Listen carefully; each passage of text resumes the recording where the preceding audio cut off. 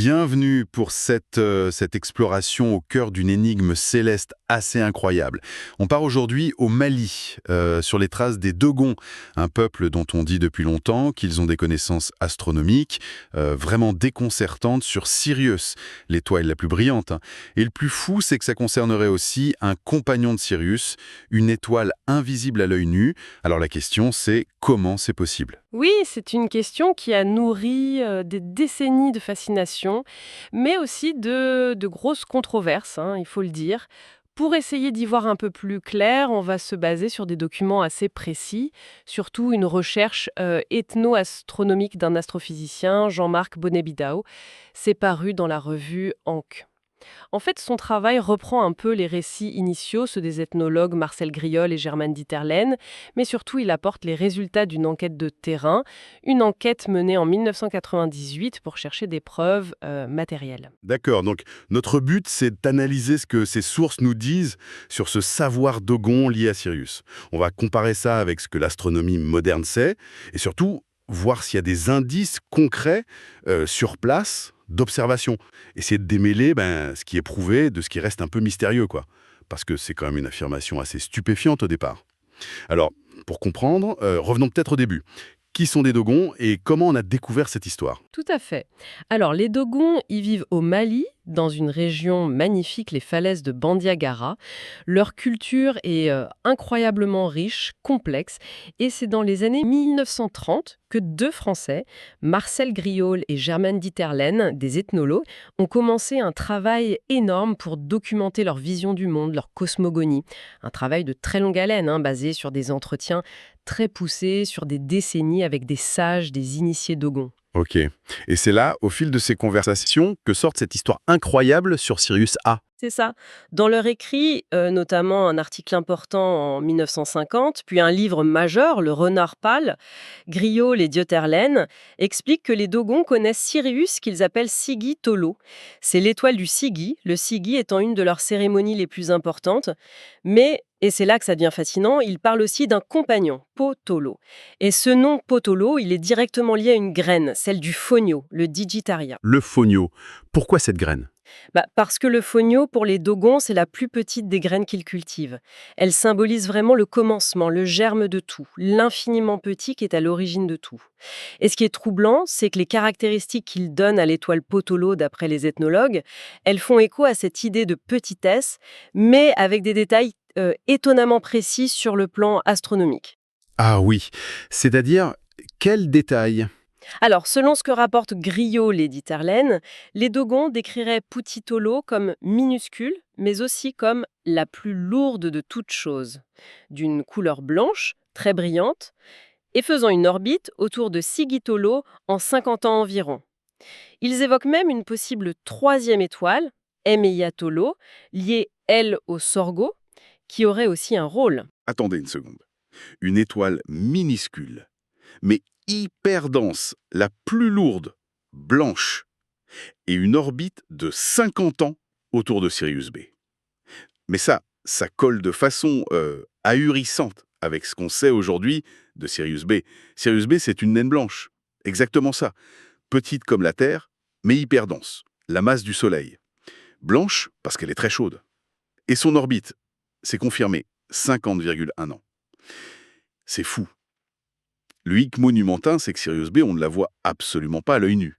Sa découverte et surtout comprendre ce que c'est, ça date de bien après les premières enquêtes de Griol et Dieterlen, dans les années 30 ou 40. C'est exactement ça. C'est ce décalage dans le temps et cette impossibilité d'observer directement qui a lancé toute la polémique dès que leurs travaux sont sortis. Comment un peuple, sans télescope, aurait pu avoir des infos aussi pointues sur un objet invisible avec des propriétés aussi bizarres finalement? Forcément, plusieurs théories ont vu le jour. J'imagine, d'un côté, on se dit connaissance ancestrale transmise en secret. Ou alors, l'autre option. Une sorte de contamination, que les infos soient venues de l'extérieur pendant les enquêtes. Oui, c'est ça. Peu les deux grands axes du débat. L'idée d'une contamination, faut pas la balayer d'un revers de main. L'article de Bonnet-Bidado le rappelle, les Dogons n'étaient pas coupés du monde. Il y a pu y avoir des contacts, même légers, avec des missionnaires, des administrateurs, des voyageurs qui auraient pu avoir des notions d'astro moderne. Griot lui-même, il suivait l'actu scientifique. Il y a une anecdote d'ailleurs citée dans l'article, une étudiante américaine qui assiste à une conférence de Griol où il parle de Sirius B et qui se retrouve ensuite sur le terrain d'Ogon. Donc l'idée qu'une info ait pu circuler et être intégrée consciemment ou pas dans le savoir local, elle existe. C'est un point clé, ça. Avant de voir ce que l'enquête de terrain a pu apporter là-dessus, peut-être juste un petit rappel sur Sirius, version astronomie moderne, histoire de bien fixer les choses. Oui, bonne idée. Alors, Sirius, Alpha Canis Majoris pour les scientifiques, c'est l'étoile la plus brillante dans notre ciel la nuit. On la voit de presque partout. Ce point qui brille tant, en réalité, c'est Sirius A. Son compagnon, Sirius B, il existe vraiment, mais pour le voir, c'est une autre histoire, c'est un vrai défi. D'ailleurs, on l'a d'abord deviné avant de le voir. C'est un astronome allemand, Friedrich Bessel, en 1844, qui a remarqué que Sirius A ne bougeait pas en ligne droite. Sa trajectoire, elle ondulait un peu. Ah oui, comme si quelque chose d'invisible tirait dessus. Une sorte de danse, quoi. C'est exactement ça. Une danse gravitationnelle. Bessel a calculé qu'il devait y avoir un compagnon, massif, mais invisible, qui tournait autour et perturbait son mouvement. Mais la preuve, l'image directe, elle est venue plus tard, en 1862. C'est un opticien américain, Alvan Clark, qui testait un nouveau télescope super puissant et qui a vu un tout petit point lumineux collé à Sirius A, en plein dans son éclat. C'était Sirius B. Et ces caractéristiques, elles étaient aussi bizarres que ce que Bessel avait prédit? Encore plus, les études qui ont suivi ont montré que Sirius B est une naine blanche. C'est le reste, le cadavre super dense d'une étoile morte. Elle a la masse de notre Soleil, mais concentrée dans une boule à peine plus grosse que la Terre. Sa densité est juste phénoménale. Une petite cuillère de sa matière peserait des tonnes sur Terre. C'est peut-être ça, la chose la plus lourde des dogos. Sa surface est hyper chaude, 25 000 degrés, d'où sa couleur blanche. Et son orbite autour de Sirius A, elle dure bien 50,1 ans. C'est confirmé. D'accord. Mais si elle est si chaude et blanche, pourquoi on la voit si mal, même avec des télescopes? Parce que sa lumière propre est très faible, genre 10 000 fois moins que Sirius A. Du coup, elle est complètement noyée dans l'éclat de sa voisine hyper brillante. Il faut vraiment des conditions parfaites et de bons instruments pour la repérer. Ah, et pour Sirius C, la troisième étoile, Emiatolo. Oui. Mais l'astronomie moderne est très sceptique. On n'a jamais trouvé de preuves solides. L'idée la plus probable, c'est qu'il n'y a que deux étoiles là-bas. Ok, donc le décor est planté. D'un côté, ces affirmations incroyables recueillies par Griol et Dieterlen chez les Dogons, qui semblent décrire Sirius B avant l'heure. De l'autre, l'effet de l'astronomie moderne découvert avec des télescopes. Et c'est là qu'intervient l'enquête de terrain de Jean-Marc Bonnet-Bidado en 98. L'idée, c'était donc de chercher des preuves concrètes, sur place, de ces pratiques astrodogons liées à Sirius. Comment ils ont fait? Oui, l'approche de Bonnet-Bidano et de son équipe, d'ailleurs Germaine Dieterlen en faisait partie juste avant sa mort, et Jean Rouch aussi, le cinéaste ethnologue, c'était de sortir du débat purement basé sur l'interprétation des mythes, des textes. Ils sont retournés à Sangha, là où Griot et Dieterlen avaient beaucoup travaillé, au cœur du pays d'Ogon, pour chercher des sites, des aménagements, des alignements qui pourraient être la preuve d'une vraie observation du ciel. Chercher des sortes d'observatoires anciens, donc, même si ça doit être difficile de prouver une intention astro dans des rochers ou des grottes. Exactement. C'est pas simple. Ils se sont concentrés sur des lieux qui étaient déjà cités dans les notes anciennes comme ayant un lien rituel ou cosmique avec Sirius. Un des sites clés qu'ils ont étudiés de près, c'est Poliokomo. Ça veut dire quelque chose comme la grotte du chemin. C'est un site naturel assez impressionnant près de Sangwa. Il y a une grande pierre plate posée sur des piliers rocheux. Ça fait comme une arche. Les documents montrent des photos, des dessins du lieu. Une arche naturelle. Et comment ça peut servir d'instrument astronomique? Degrés depuis le nord, comme avec une boussole quoi. Depuis un point d'observation bien précis, près de l'Arche, un endroit utilisé traditionnellement, d'après les Dogons eux-mêmes, ils ont mesuré les azimuts de différents points remarquables du paysage. Des rochers qui dépassent, des encoches à l'horizon. D'accord. Et ça a donné quelque chose, ces mesures? Oui, et c'est assez frappant. Ils ont vu que certains de ces repères naturels correspondaient à des directions astronomiques importantes pour cette latitude. Par exemple, L'azimut d'un rocher bien visible à l'est, c'est environ 70-71 degrés. Pile la direction où le soleil se lève au solstice d'été. Et encore plus important pour nous, l'azimut d'un autre groupe de rochers, c'est autour de 107 à 110 degrés. Or, 110 degrés, c'est l'azimut exact du lever de Sirius à 120. Ah ouais, quand même. Donc, le paysage lui-même, ou la façon dont ils le lisent et l'utilisent, ça sert de calendrier et d'instrument de visée. Pour voir quoi exactement sur Sirius? Pour repérer très précisément un moment clé dans l'année. Un truc fondamental pour plein de cultures anciennes, comme les Égyptiens. C'est le lever héliaque de Sirius. C'est le jour de l'année où Sirius, après avoir été invisible, parce qu'elle se levait en même temps que le Soleil, réapparaît pour la première fois, juste avant l'aube. Juste avant que le Soleil n'arrive et n'efface les étoiles. C'est un repère majeur. Comme le Nouvel An égyptien, qui était lié à la crue du Nil et au lever de Sotis, qui est Sirius. C'est tout à fait ça. Et pour les Dogons aussi. Ce lever héliaque de Sigitolo semble super important pour le calendrier. Peut-être lié à l'agriculture, au début de la saison des pluies. Et très certainement lié aux grands rituels comme le Sigi. Le site de Poliokomo, avec ses viseurs pour le Soleil, azimut 70 degrés, et pour Sirius, azimut 110 degrés, il permettrait aux observateurs de savoir exactement quel jour a lieu ce lever iliaque en regardant où se lèvent les deux astres l'un par rapport à l'autre sur l'horizon. Voilà quelque chose de concret, une preuve tangible d'une observation du ciel, assez sophistiquée, qui utilise le paysage et qui est centrée sur Sirius A, l'étoile visible. Et l'autre site, Kukulokomo, il confirme ça? Alors, Kekulukomo, c'est une grotte. L'équipe de Bonnet-Bidot l'a étudiée en se basant sur des notes et des croquis de Marcel Griol lui-même, des trucs inédits des années 50. Et cette grotte, la tradition Dogon la lie directement au rituel du Sigi, cette énorme cérémonie qui dure 60 ans, qui célèbre le renouveau du monde et qui est complètement liée à Sirius.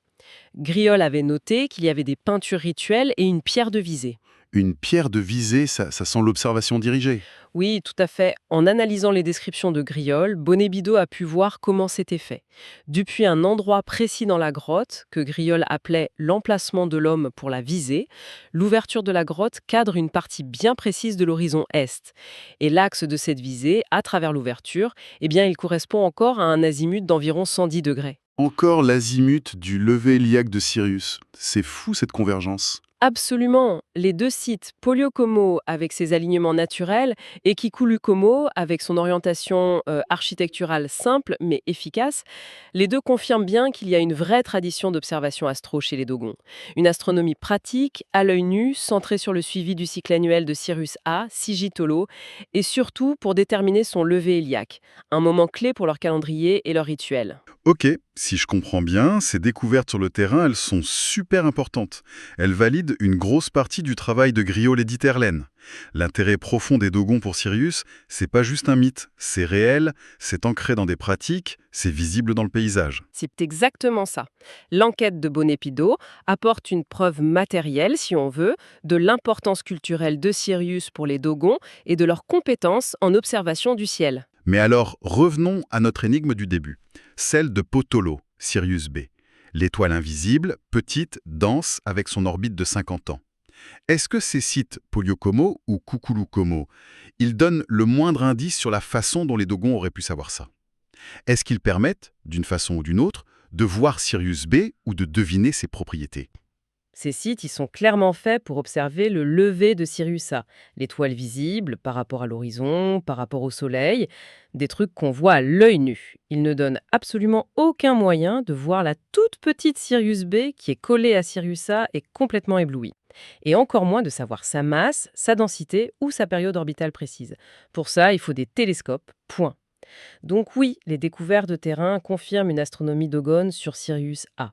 Mais elles ne donnent aucune piste, aucune explication sur d'où viendrait la connaissance supposée de Sirius B. Le mystère de Potolo reste entier alors. Même après cette enquête, les infos spécifiques rapportées par Griol et Dieterlen, on ne sait toujours pas d'où elles sortent, si ce n'est pas de l'observation directe. Quelle piste il reste d'après l'analyse de Bonnet-Bidot? L'article est très prudent là-dessus. Il insiste sur le fait qu'on n'a pas de preuves concluantes pour ce savoir extraordinaire sur Sirius B. Il laisse plusieurs portes ouvertes sans pouvoir vraiment trancher. Une possibilité, c'est que Griol et Dieterlen, même avec tout leur travail incroyable, aient pu, sans le vouloir, surinterpréter certains symboles dans les mythes de Gon. Ils auraient pu projeter des idées astronomiques modernes sur des récits qui avaient peut-être un sens différent, plus métaphorique. Ou alors que le savoir sur Putulo se symbolique pour les Dogons eux-mêmes, que petit, lourd, blanc, le cycle de 50 ans, ça représente des concepts de leur vision du monde, le germe, l'origine, danse, un cycle de génération plutôt qu'une description physique littérale. C'est une autre lecture possible, oui, et qui est tout à fait respectable. L'hypothèse de la contamination externe, même si elle est arrivée tôt et discrètement, reste aussi sur la table, difficile à écarter complètement. Ce que montre bien l'enquête de terrain, c'est qu'il faut vraiment faire la différence entre deux choses. D'un côté, une astronomie d'Ogon prouvée, pratique, liée à Sirius A, visible. Et de l'autre, un ensemble d'affirmations sur Sirius B, dont l'origine, elle reste une énigme. L'article mentionne aussi l'intérêt de regarder l'astronomie d'Ogon dans un cadre plus large, les liens possibles avec l'Égypte ancienne par exemple, à cause de l'importance du lever iliaque de Sirius Sotis, et puis la nécessité, comme le disait Cheikh Anta Diop, de mieux étudier et reconnaître la richesse des savoirs scientifiques en Afrique. Ok donc, si on résume notre parcours à travers ces sources, on a la confirmation, par les enquêtes de terrain comme celle de Bonnet-Bidot, que les Dogons ont une vraie tradition astronomique assez pointue. Elle est centrée sur l'observation à l'œil nu du cycle de Sirius A, Sigitolo. C'est un savoir clé pour eux, pour leur calendrier, leur rituel. Et on en voit des traces matérielles sur des sites comme Polio-Como et Kukulu-Como. Par contre, l'origine de leur connaissance supposée très spécifique et qui sonne étonnamment moderne de Sirius B, Potolo, telle que rapportée au début par Griol et Dieterlen, ça reste une énigme. L'enquête de terrain n'apporte pas de réponse là-dessus. C'est une excellente synthèse de là où on en est d'après ces documents, oui. Et ça nous laisse avec une question de fond en fait, une piste de réflexion. Face à des savoirs traditionnels qui semblent un peu défier notre logique, comme cette histoire de Poyo-Toulo, comment on fait pour naviguer entre les interprétations? Est-ce qu'on est face au reste d'une science ancienne, très avancée, mais dont on a perdu les clés, les méthodes? Ou est-ce qu'on est face à un système symbolique, très profond, qu'on appauvrit en le lisant de façon trop littérale? Ou encore, est-ce qu'on observe juste le processus fascinant d'une culture orale qui intègre, qui adapte des éléments venus d'ailleurs et qui crée quelque chose de nouveau? Finalement, l'étude du cas d'Ogon et de Sirius, ça nous rappelle à quel point les transmissions culturelles sont complexes. Ça nous rappelle aussi les limites de notre propre regard face à d'autres façons de penser le monde. Et que certaines énigmes, comme ça, à la frontière entre l'ethnologie et l'astronomie, elles résistent encore à nos explications définitives. De quoi alimenter encore pas mal de discussions et de recherches futures, j'imagine.